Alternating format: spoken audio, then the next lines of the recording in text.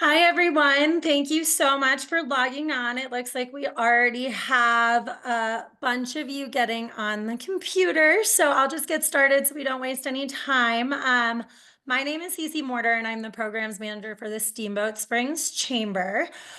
First, I want to thank our business education sponsors who make this series possible. So that's Mountain Valley Bank, Northwest Data Services, UC Health, Air Academy Credit Union, and the Colorado Housing and Finance Authority.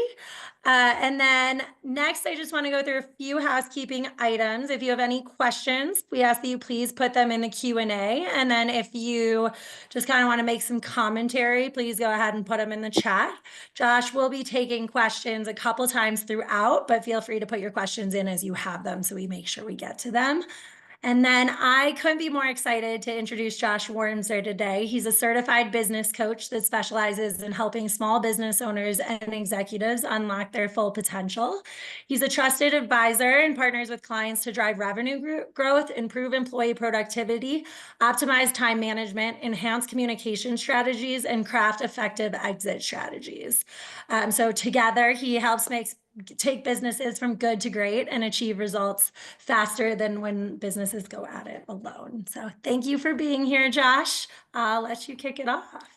All right. Well, thank you for having me, and I greatly appreciate everyone who's joining today. And I am going to share my screen so you can see my PowerPoint. Okay, let's get going. So once again, good morning, and I appreciate you joining today to learn about some tips on time management. For many of us up in Steamboat, we're just getting going and ramping up for a busy winter season, and we really want to get the most out of our time. So just a little bit about me. I'm Josh, and I am a certified business coach with a company called Focal Point Business Leadership Coaching, and I help small business owners achieve their goals. My clients are commonly challenged with employee turnover, revenue growth, leadership, exit strategy, and what we're going to talk about today, which is time management. I became a coach to help others as a trusted advisor, and my mission is to help my clients grow, boost their productivity, reduce stress, and achieve success. I live here full time with my wife, Marion. I got two great adult kids. My daughter, Tasia, lives in Denver and works for an ad agency in Boulder. My son, Wally, just graduated from college and moved to Dallas. So when our nest became empty, we moved to Steamboat, and we love it here. And, prior to coaching, I have 25 years of small and medium-sized business experience across several industries. And time management did not come easy to me. When you run your own business, it never seems like you have enough time. And important things, the things that matter, like our family, our relationships, our personal well-being, they seem to take a back seat. So being successful often means having a good work-life balance. And many of us have struggled with this at various points in our career. So why is our time so important? Check out a few of these quotes. Really, none of us know how much we have left, or at least how much productive time we have left. Time is it's our most valuable commodity. It's really worth more than money or property. We can always make more money, but you can never get back your time. About half our time is spent asleep or trying to sleep, and unavoidable time wasters such as waiting in line, sitting in traffic, or waiting around for others. So we're going to focus on how to make the best use out of what's left, since there's so many things we need and want to do. Our time is truly valuable, irreplaceable, and a perishable commodity. And when our time passes, it's gone forever. So the good news is we have an opportunity to use our time more wisely. Some of us are better than others with time management, but all of us can make improvement, and small changes can certainly lead to significant results. And all of this is very learnable. So over the next 30 to 40 minutes, we're going to cover several ideas. And while not every single one might apply to you, I think at least one of them will. And nothing here is difficult to implement. I use most of these techniques on a daily basis. In this workshop, we're going to discuss how to save time, but also how to get things accomplished more effectively, since the more productive we are, the less time we use. I'll leave plenty of time at the end for questions. If you see me taking a break for water, I'm just getting over a little bit of a cold. My wife teaches preschool in town, and once the weather starts changing, she's always bringing stuff home with her. So, okay, let's get going.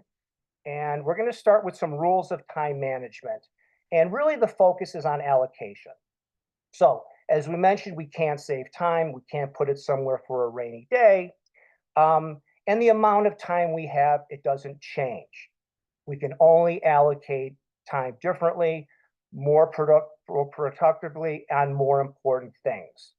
Highly productive people focus their effort on high value activities and stop doing the low value activities. They seem to have a knack for focusing on what's important at the time.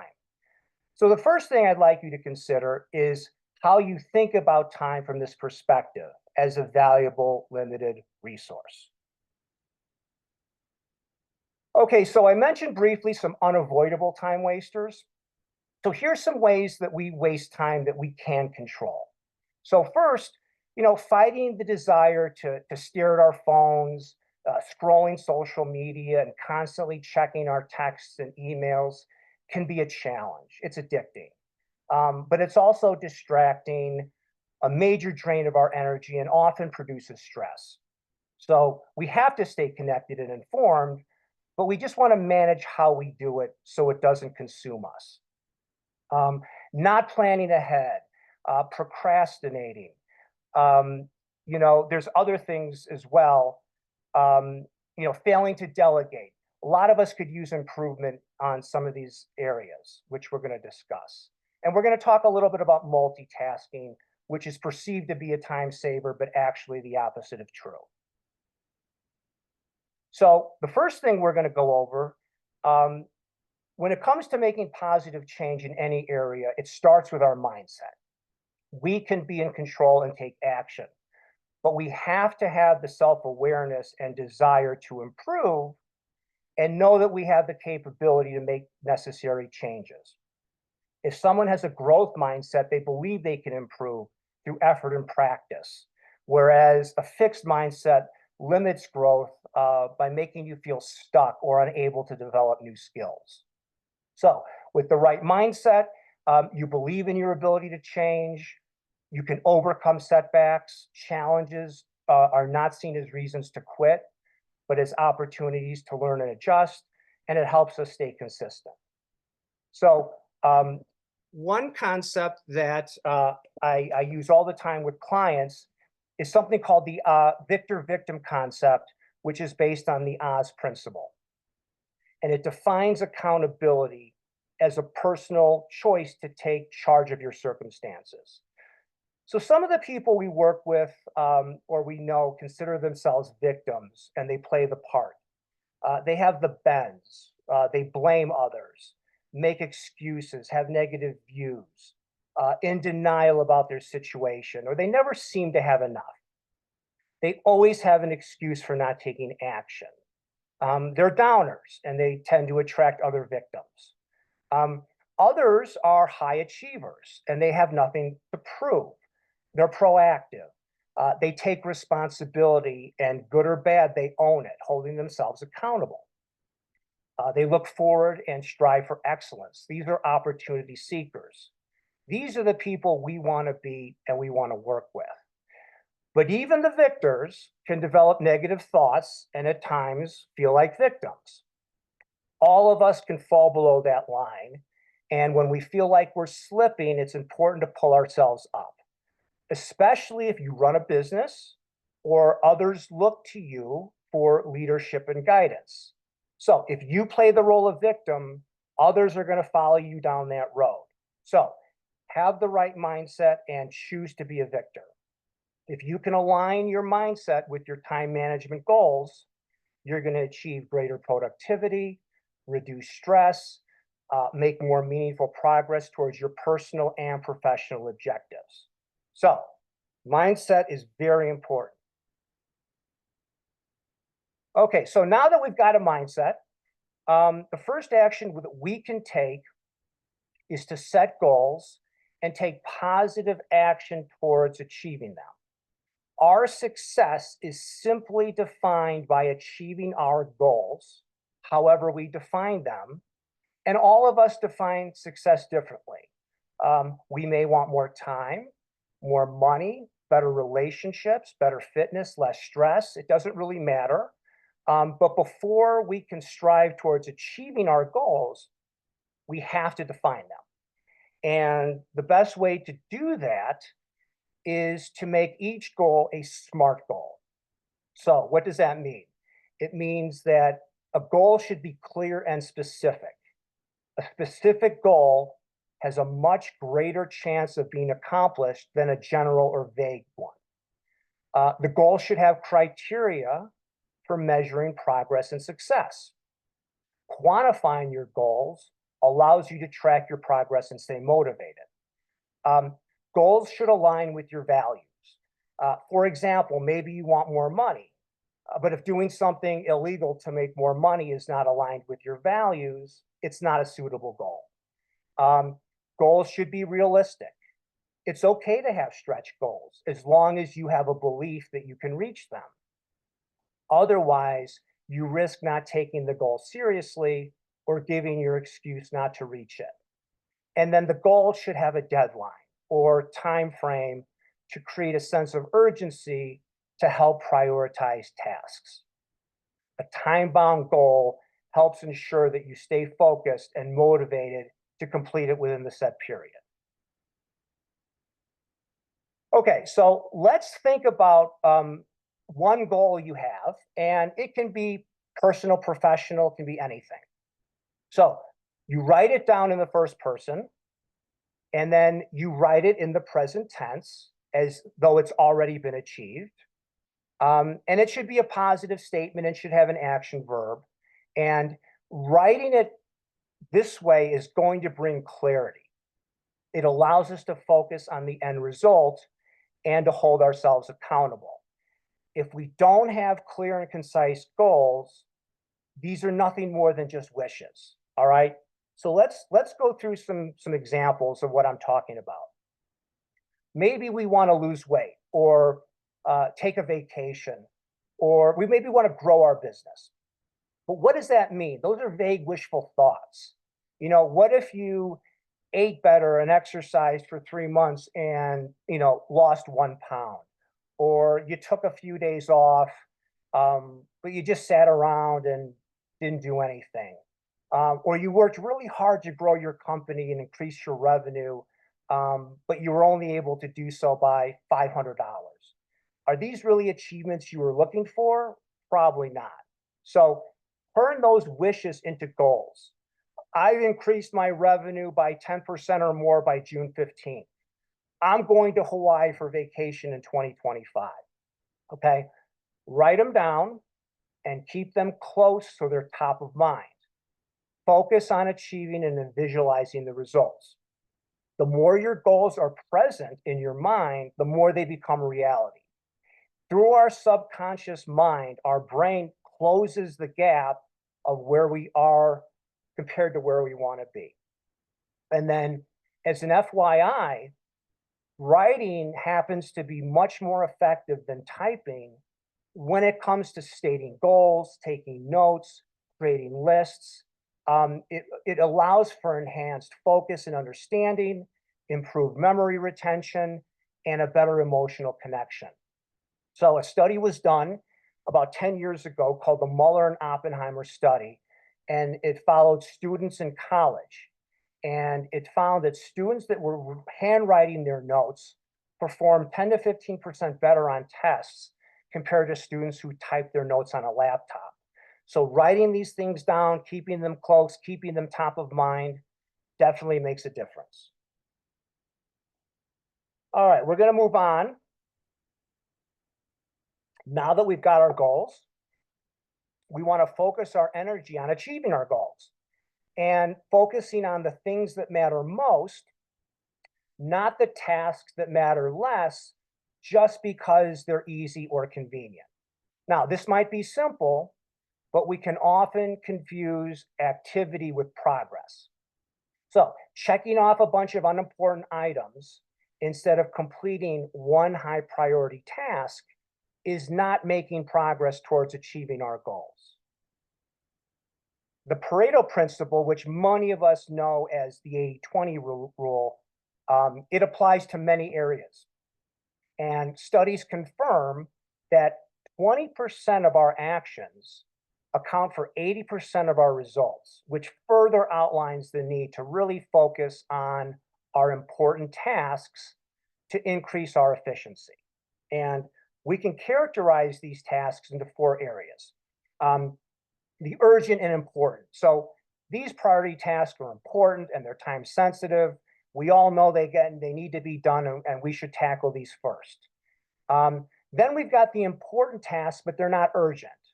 But they could become urgent at some time. So that's what we focus on next. Then, time permitting, we can look at the urgent but not important stuff, especially if these things could become important at some point. But we only focus here after we finish our important tasks. And then we've got the non-urgent, not important tasks. These we discard altogether. They likely go away on their own. We don't even want to be thinking about them because it basically wastes our time. The reason I mention this all is sometimes we tend to focus our energy towards the lesser important tasks if they are easy or they're more fun to complete, or maybe we're responding from a request from someone else. And we figure, well, let's just get it done so we don't forget it later. We want to respond right away. But that's not always the right path to take. If we have our goals and we know what's required to achieve those goals, then we know what's important and what we should do. And we should always ask ourselves, am I moving towards or away from my goals? Okay, another way to reach our goals quicker is to be aware of what's standing in the way of achieving them. And typically, there is one obstacle that must be solved or resolved before progress can be made. And to become effective, we need to become aware of the limiting factor that determines how quickly we can complete an important task. This is our critical constraint. And then we focus on removing the constraint and prioritizing it ahead of everything else. So a simple way to look at our situation is to identify a goal. Maybe you're not making progress or you're having difficulty moving forward. And then you clarify the outcome you definitely want to achieve. And then find that key constraint that, if removed, is going to provide your greatest forward momentum. Okay? Going back to the 80-20 rule, it's been noted that in many cases, 80% of what's limiting us is internal, within ourselves or our company. It means it's within our control. So before we look elsewhere for a quick fix or solution, be objective and make sure that you define that limiting factor. It could be you. Some examples of critical constraints include procrastination, interruptions, distractions, overcommitting, or perfectionism. Sometimes we just have to get out of our own way. So ask yourself 4 simple questions. What can I do more of that I'm currently doing? What can I do less of that I'm currently doing? What can I stop doing that I'm currently doing? And what can I start doing that I'm not currently doing? It sounds really simple, but having clarity in these 4 areas, it can be very helpful. Simple questions can go a long way. All right, we're going to move on to delegating. And in business, delegating can sometimes be a challenge for a lot of owners or managers. I've seen this firsthand many times. Earlier in my career, I was not a good delegator. We can have a hard time letting go, not trusting. We want something done our way, or maybe we've had a negative experience when delegating in the past. But part of being a leader is entrusting a colleague with a task, providing them an opportunity for growth. People want to step up, and if we show some trust, it's going to build a stronger team and a better culture. Just keep in mind, it can backfire if we just dump a bunch of stuff on someone else that we don't want to do, and they perceive those tasks to be beneath you. So we want to delegate, we don't want to dump. So delegate when it can be an opportunity for others to grow. Reoccurring tasks are great because happening often, they're easier to master. Uh, don't delegate the high risk stuff unless you're confident that it's going to get accomplished correctly by someone else. Don't delegate confidential matters you don't want others knowing about, or tasks that might require specific expertise your colleague might not have. And we never want to put someone in a situation by overloading them with too much where they just can't come through for us, and it leads to failure.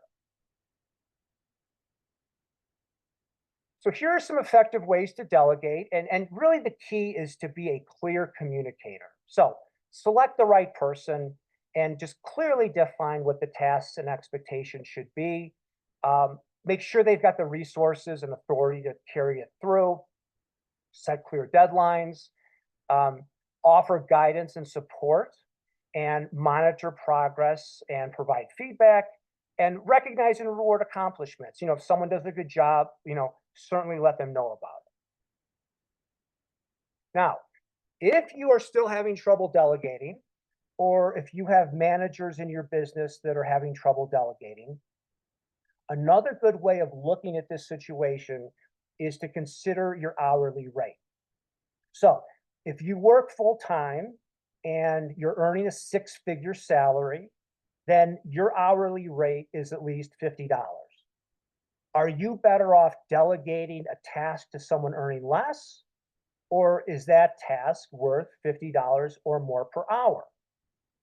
So the three I's of the business owner is a concept from Michael Gerber in a book he wrote called E-Myth Revisited.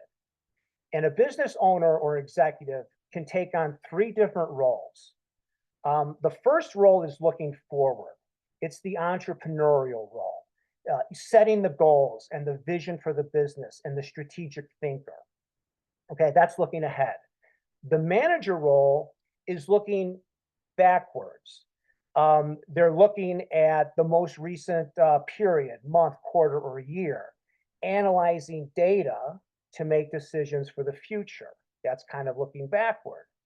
And then we have the technician role. And this is the role that is focusing on the here and the now, doing the daily tasks and putting out fires. So using a fast food analogy, the owner of a quick service restaurant likely earns $100 or more per hour. The manager likely earns in the $25 range, and the technician, cooking or working the register, let's say they earn $12. Certainly more in Steamboat, but hopefully you get the idea of this concept. So should the owner be working the cash register because they want to meet the customers, or cleaning the windows because they want it done their way? Are those $100 or more tasks? On average, a business owner spends 80% of their time on daily tasks and 2% of his or her time making sure the business is focused on long-term success. That doesn't make sense. And that's a reason why a lot of businesses either struggle or fail. Sometimes the owner is a technician, especially in the trades or medical industry. But in many cases, business owners can allocate their time more wisely. So think about if the tasks you are working on justify your hourly rate, or delegate them more effectively. All right, moving on to zero-based thinking. So if your business has been around for a while, it's not new, then it's really important to consider what we call zero-based thinking. Did you know that 70% of business or management decisions are going to be, they're going to turn out to be wrong over time? So those decisions may have been perfect at the time, but information and situations change. Sometimes the goalpost moves. And what made sense yesterday might not make sense today. And we need to objectively decide if we should continue to allocate our time and resources towards something we wouldn't do if we started over today. So here are some examples of how zero-based thinking can apply in a business. Reevaluating unnecessary meetings that might no longer be productive. Continuing with outdated manual processes such as paper-based systems, despite the availability of digital alternatives. Evaluating your products or services. Moving away from low revenue, time consuming, or offerings that aren't profitable for you. Revisiting client relationships that they might be time consuming and no longer profitable. Reassessing your marketing channels. Are your marketing tactics and budget cost effective based on the results today versus yesterday? And then re-examining vendor relationships. A long-term relationship might not be providing the same value as it once did, but the company continues out of habit. So by eliminating biases related to past decisions, zero-based thinking leads to more rational and informed decision-making. So something definitely to consider if you're just going through the motions. All right, procrastination.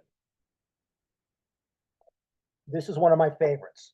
So procrastination is part of human nature. 20% of adults are chronic procrastinators, and the average person wastes 55 days per year avoiding necessary work. This is an area I focus a lot on with my clients and myself personally. Not having a clear deadline, not knowing where to begin, or feeling overwhelmed can all lead to procrastination. Now, hear me out.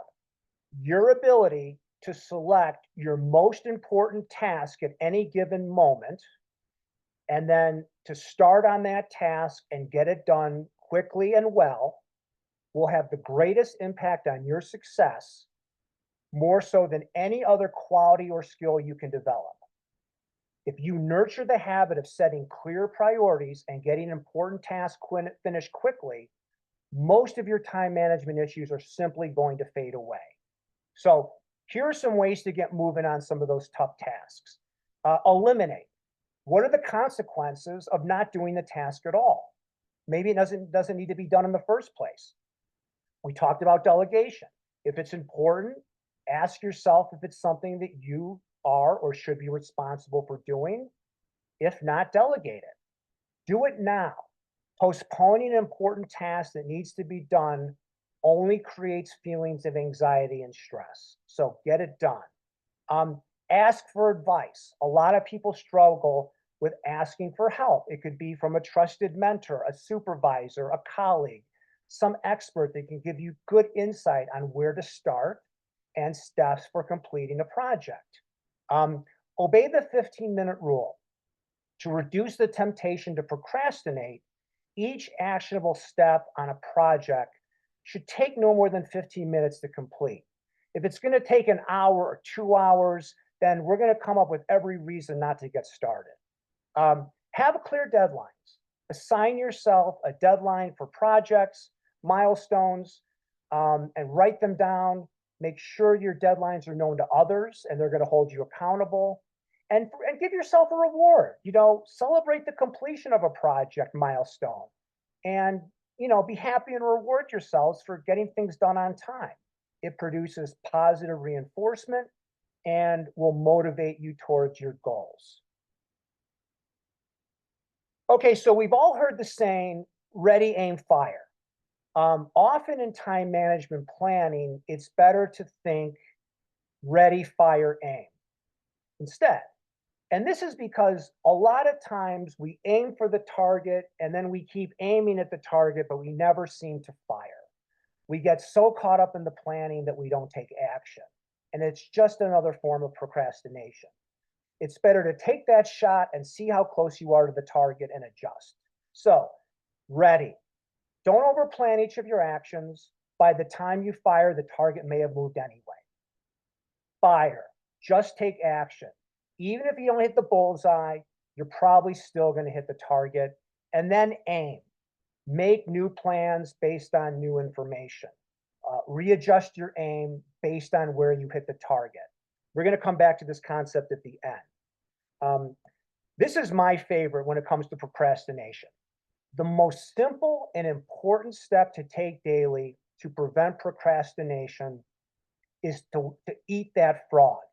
So, your frog is the task that will have the greatest impact on achieving your goals or accomplishing a day, and the task that you're most likely to procrastinate starting because it's hard, it's uncomfortable, it's time consuming, it's icky, or it's just something we don't want to do now.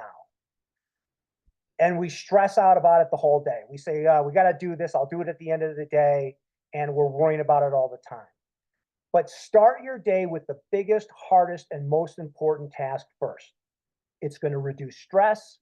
It's going to bring a real sense of accomplishment, and you're going to be in a good, productive state of mind the rest of the day.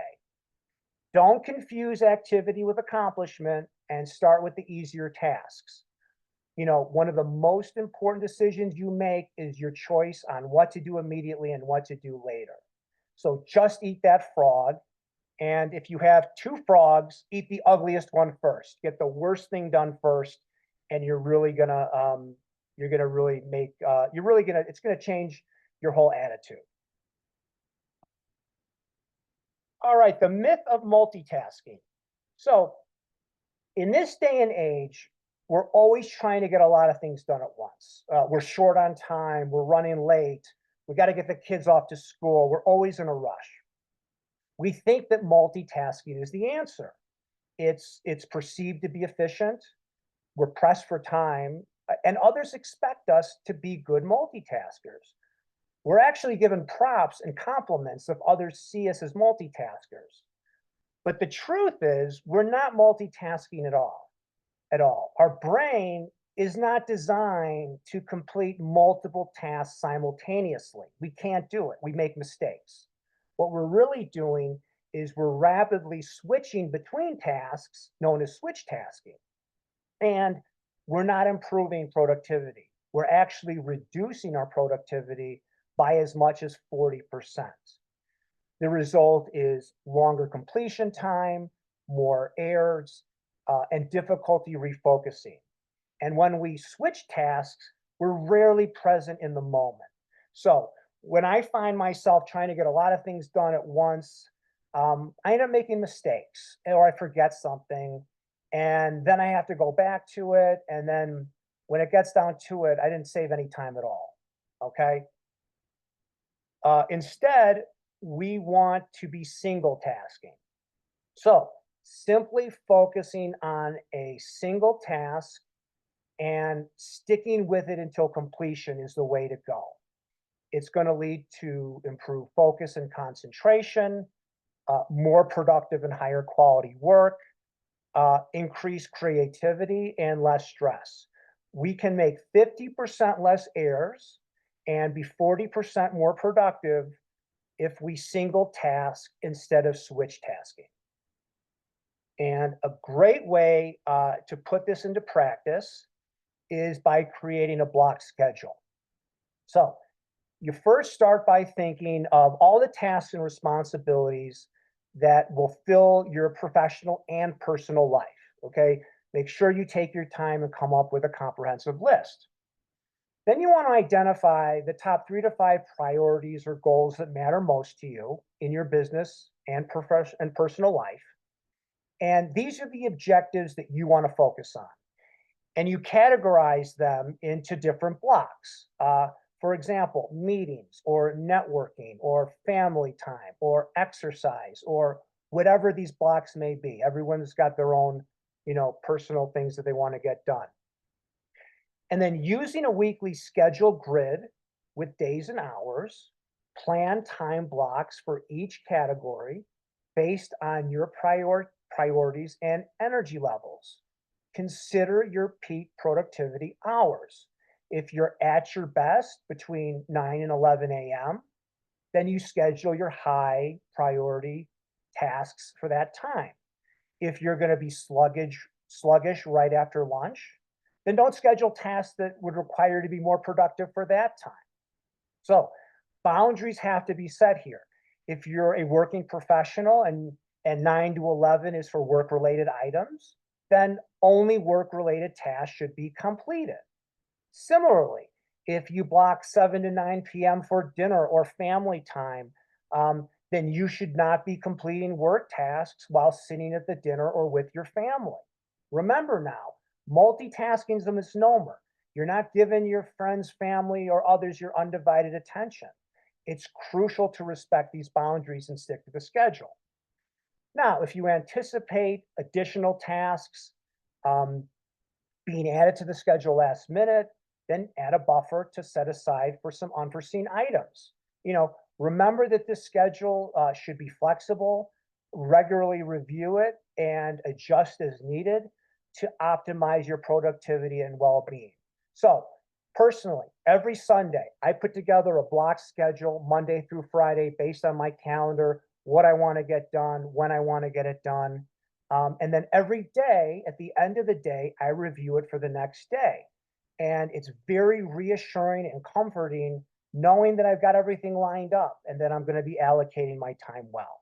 So I love block scheduling. A lot of people use it in some form or another. I definitely recommend it.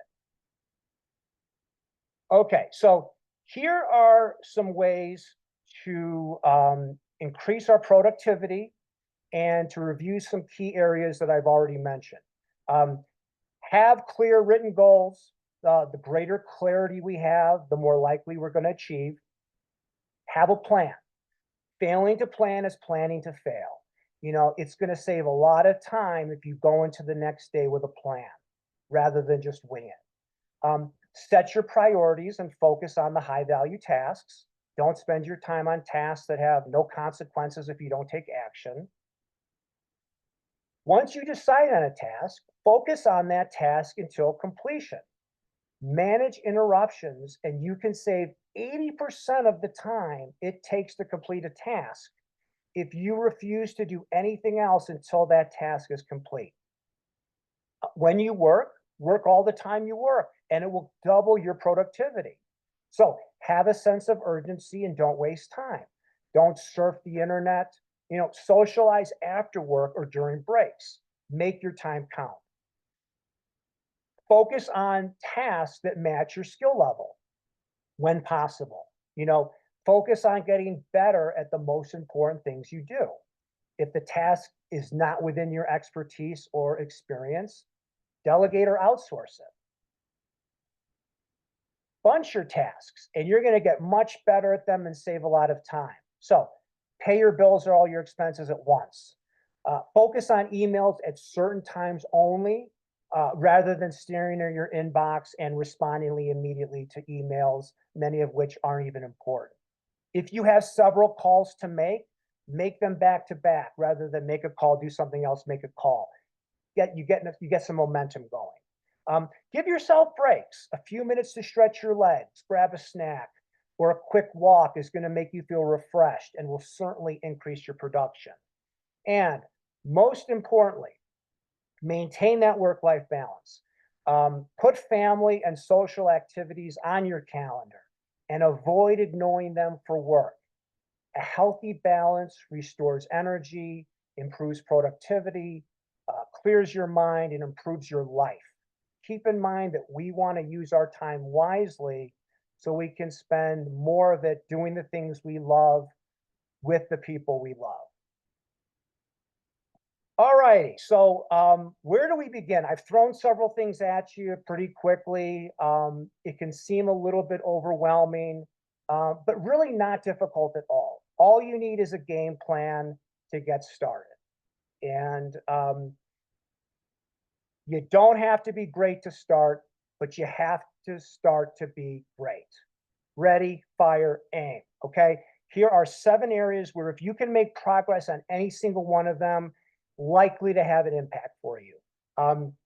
Simply focus on those high value, important tasks rather than the easier to complete low value stuff.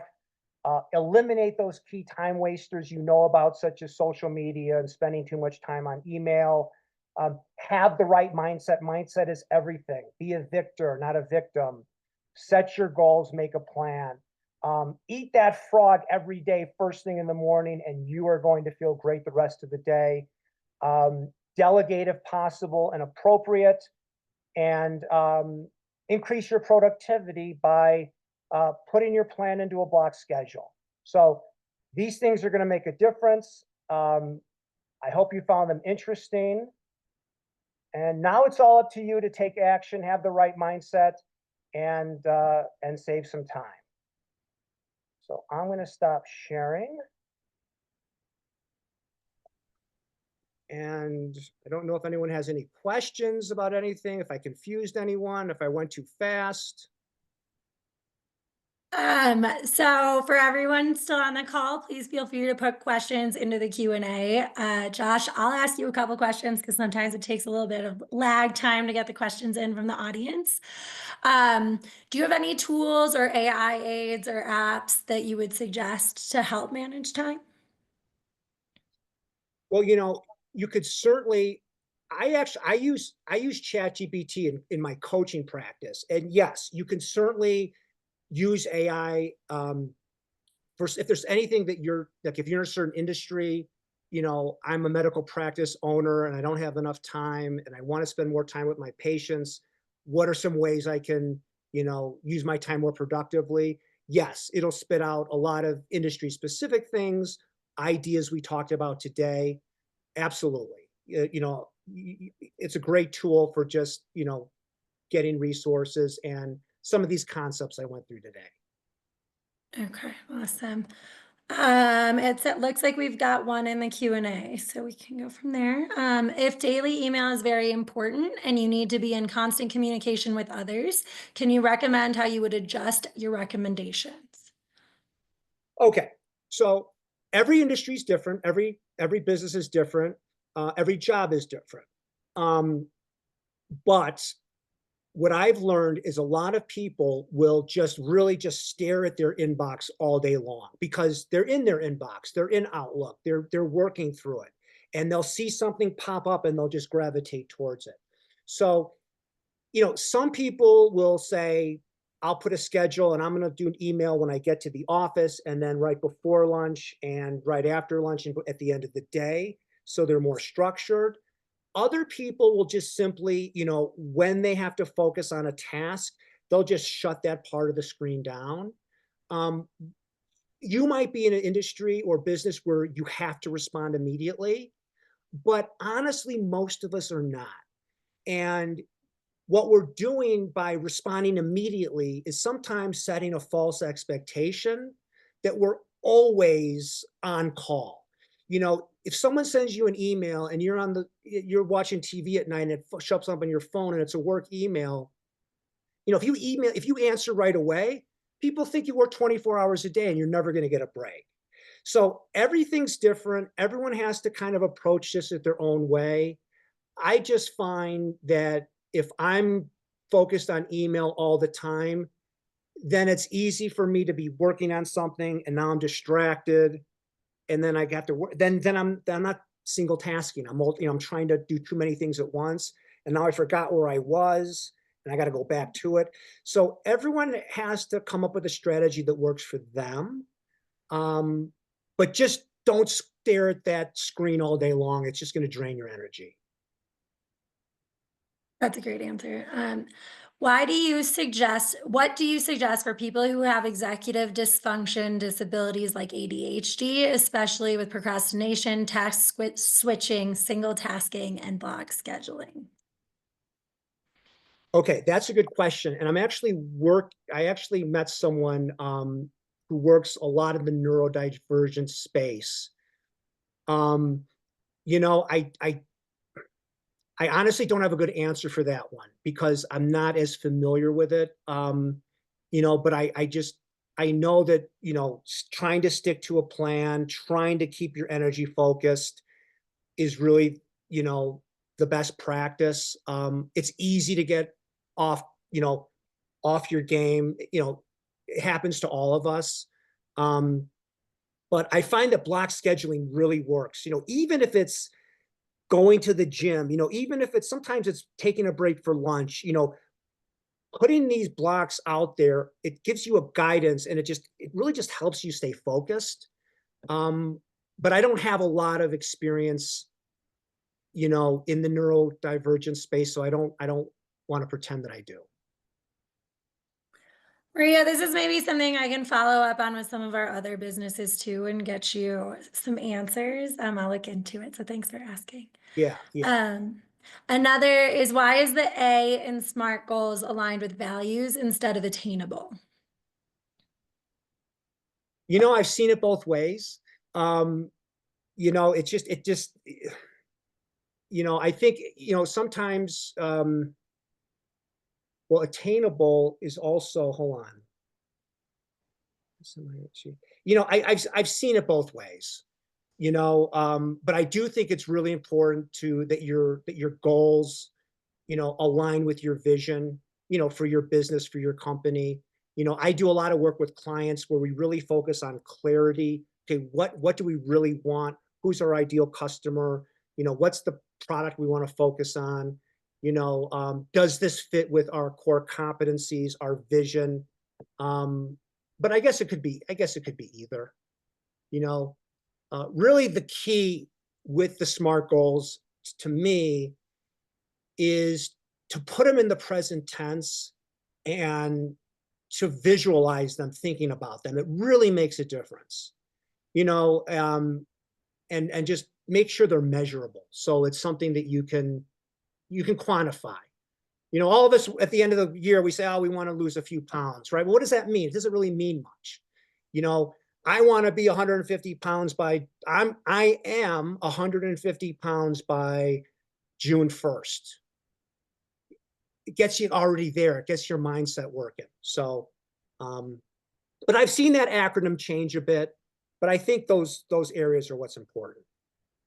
I will say that regardless of the word that you're tying it to, a lot of our nonprofits in Steamboat tend to have everything dumped on them. Like we are the catch-all for so many things that may not align with what your business mission is. So as a chamber, we reevaluate that a lot. And I think it would be helpful for a lot of our nonprofits that take on the world and have a very small team. So can you give an example of urgent but not important tasks? Give me an example of urgent. Well, here's an example, you know, and it can tie back to emails. You know, sometimes we really feel, and being a professional service provider, and I work with clients, I'm always feeling that what's coming to me has to be handled right away, no matter what it is. And it could be just responding to an email. You know, I don't have to respond to the email in the first 5 minutes. I don't have to, you know, if someone leaves you a message, yes, of course you get back to them. I try to get back to everyone within 24 hours, no matter what. But just because, you know, it's someone's reaching out to you does not make that an urgent thing. And it definitely doesn't mean that compared to everything else you have going on, you've got to address that right away. So, um, you know, in our mind, we think that anything that comes up has to be taken care of right away. But sometimes these things, you know, aren't important.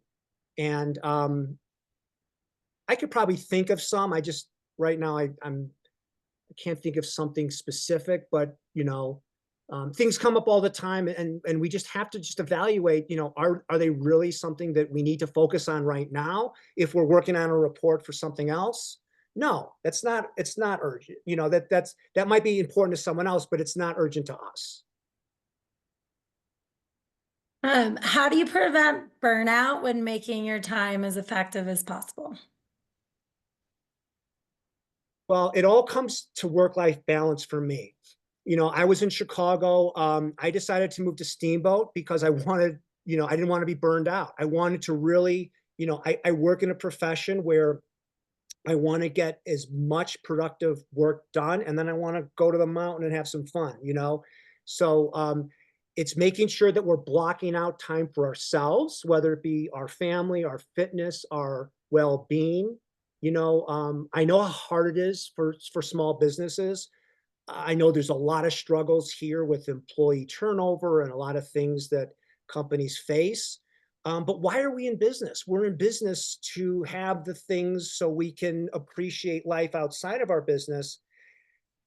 I don't want to take light of burnout. I went through burnout myself. When my kids were young, I didn't get to go to a lot of their games and practices and school events.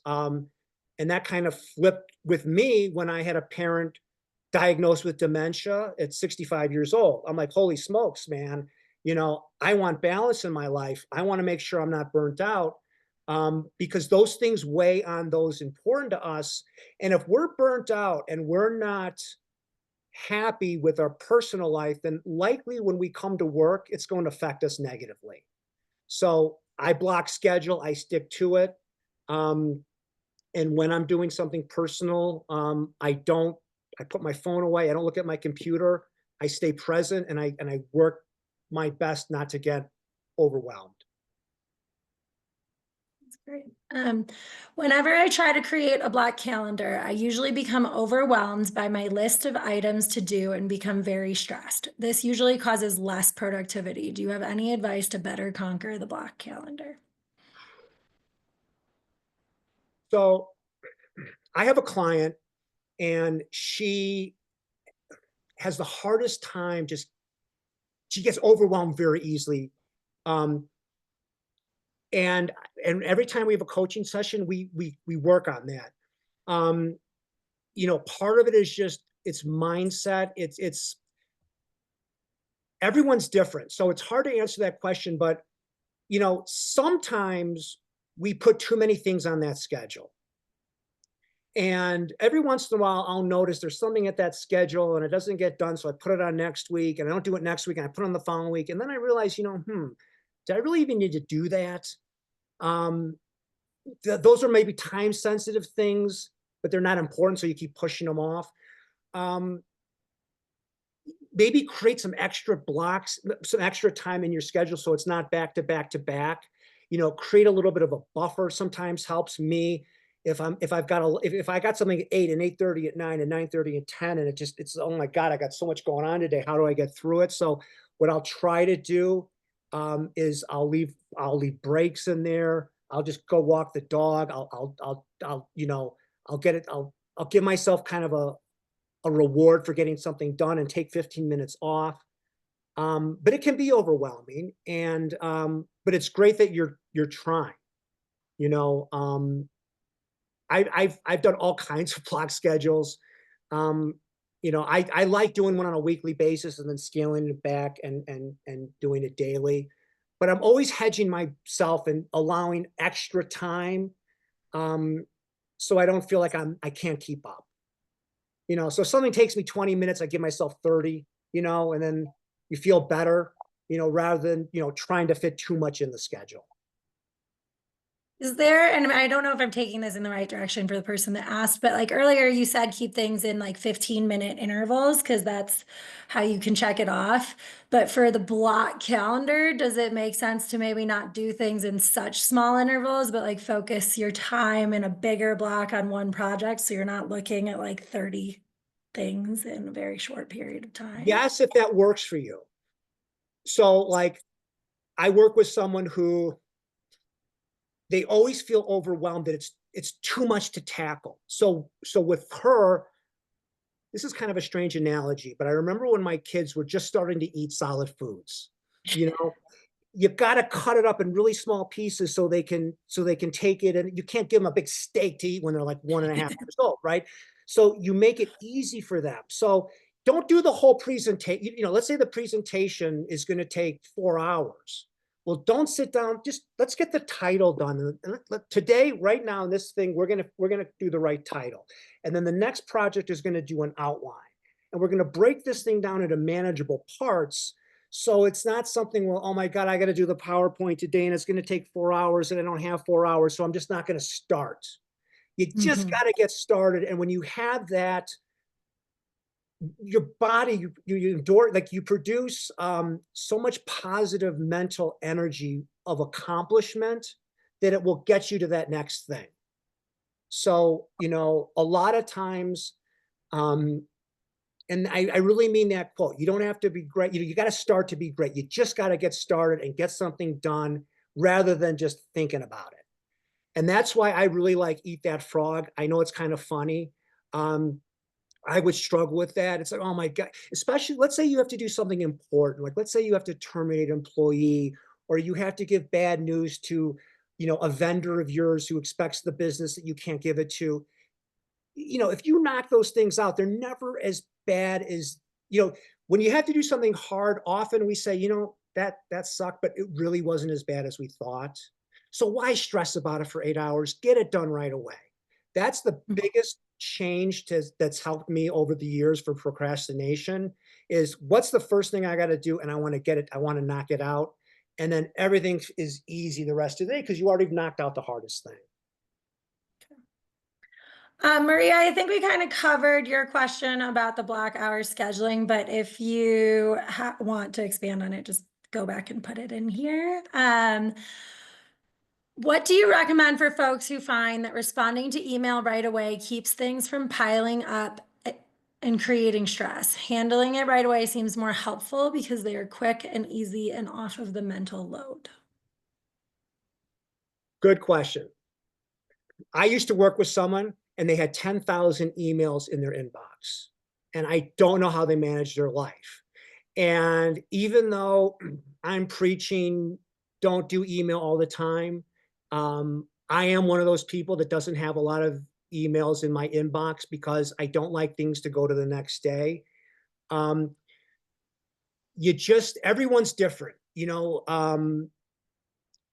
you just have to do the best you can. And you know, another weird analogy, like when we come home for a trip, I want to do the laundry and clean the house right away. I want to get everything ready to go. I want everything neat and orderly. I don't like dysfunction or mess.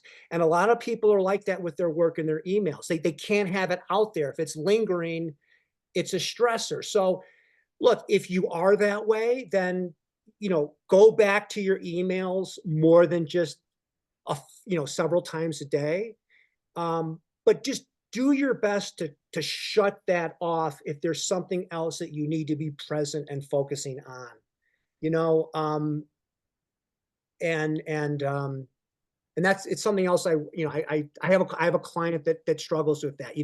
If anything's lingering, it's really a stressor for them. Um, so we say, well, is it important? Is it urgent? You know, um, and here's something I do, and sometimes it's helpful. I'll put a folder in my email for things to handle later. So like if it's a bill, if it's something, if it's a survey, maybe it's not, maybe it's business related, but it's definitely not something that needs to be done right away. I'll take it off that screen and I'll put it in a folder. And then at the end of the day, I go back to that folder. I'm like, okay, what are these do we need to get done today? Can they get done tomorrow, next week? But I get them out of my conscious, out of like looking at it all the time. And that helps me is moving some stuff from one place to another. You're not necessarily solving it, but you're not focused on it presently all the time. That's great advice. When your business is dependent upon immediacy, urgency, fast response times, are there ways to avoid losing the scheduled time blocks of your tasks and projects you have planned? Okay, so in that case, you just have to schedule when you time block, you have to just put those things in more often. So like I'm in a business where, I really want to make sure I'm responding every few hours. So, I'll I'll put in my schedule, I know it sounds funny, but I'll even say like, okay, email, social media, because I do a lot of research on LinkedIn and other places, you know, 10 o'clock, and then maybe I'll do it at 11:30. Maybe you're in a business where you just have to always be checking, and every business is different. Um, but sometimes I would challenge and I don't want to tell someone they're right, they're wrong, because everyone's different, but sometimes we perceive things to be more time um, sensitive than they are, you know, um, and that can affect us. But if you have to check email every hour, then check it every hour, but only check it for 5 minutes every hour, and that other 55 minutes do something else. So at least you can single task. We're at 11. Can I steal a little bit more of your time? We Sure, have a of course. couple more questions. Okay. When taking little bites of a project, how do you keep track of your train of thought when you go back to it? Um, Practice. I feel like give yourself a couple minutes to like readjust and get your focus. And I just I practice going from different things, and the more I get into a routine, so I'm a coach, so I coach people. I also research. I also, there's probably 4 or 5 different things that I do on a daily basis. And I get used to moving from one thing to another, but I try to kind of do it logically, and it helps me to focus on certain things at certain times a day. Like the things I don't want to do, I try to get them done right away because I don't want to do them. So I'm kind of in a groove. I'm kind of in a routine, and I find that to be helpful. But this is not, a one size fits all type of a solution, right? We're all doing the best we can, and if we focus and have the right mindset, it certainly works. But routine helps me a lot. I love a daily routine because I'm almost like subconsciously going to the next thing and I'm ready for it. Um, but keeping your focus is hard. There are people that strive on doing large projects at once. Some people are like that. They don't want to do small time blocks. They want to get the whole thing done. And if that works for you, and you can do that and get everything done, then go that route. Most of the people I know, I feel though, if it's smaller chunks of time, they're more likely to tackle it than something that takes a long time. And then just a couple that I think some of our participants might want to know the answer to. How can businesses streamline meetings to reduce time waste and still make it impactful? So that's a good question. Every business is different. Um, I've just found that in some cases, companies will set up this regular little meeting structure, um, but they either won't go into the meeting with an agenda. They'll just wing it. Okay, let's have a meeting. What's everyone up to? It helps to have an agenda. It helps to make sure there's action items coming from it, so you're just not meeting for meeting's sake. And I think it's also important to make sure for company morale culture that not everyone has to be in every meeting. um but everyone's different. I've seen some people swear by the early morning meeting to set the tone, or I believe in over communicating, so meetings are good. um but sometimes, if you're in a situation where your team is like, oh, we're going to the meeting, it's a waste of our time, then make sure that you have like an agenda, action items, keeping people on track um, the best you can. Okay. And then how can time management strategies be used for collaborative projects where other people influence your timeline? Well, Okay, so in some cases, it's good to give everyone just certain tasks, so everyone's doing, their own thing. Um, that I find is helpful to keep, so everyone, not kind of waiting for everyone to do their thing for you to get yours done. So, ask the question again.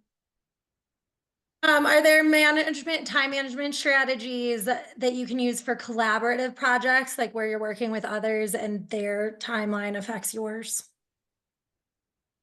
Yeah, so, divvying out the tasks and once again, scheduling so everyone knows, what we're doing when on the project is helpful. You know, um, shared schedules. A lot of companies, sales schedules are great. Um, sometimes these apps that we can use. Oh my God, I'm forgetting the name of the one I used in my previous life, where everyone has access to what everyone's doing, and you're putting the goals, the tasks in there, so everyone knows what everyone's doing, and you're kind of following the same path is helpful. Um, that works well. And just communication, just making sure that everyone really knows what's expected of them by when, and breaking it down so it's not so overwhelming, so one person can't get their stuff done, which then affects everyone else. Mhm. So, yeah, I found that helpful.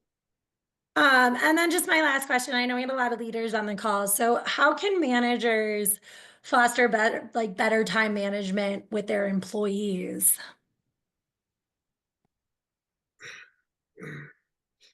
So their employees are managing their time better.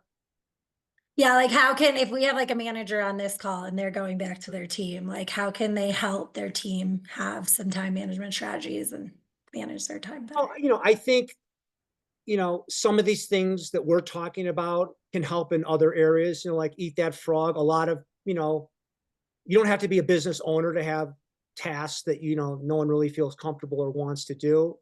Um, you know, um, but really clear communication is so important. I do a lot of work on communication and just really, making sure people know what's expected of them by when, are you struggling getting this done on time, being supportive. Okay, if you're not, if you're not able to, get these things done, what time management techniques can we employ? I would go back to AI on this too, because you get a lot of easy tips there. I'm working with someone. You'd be surprised. A lot of people are using AI all the time.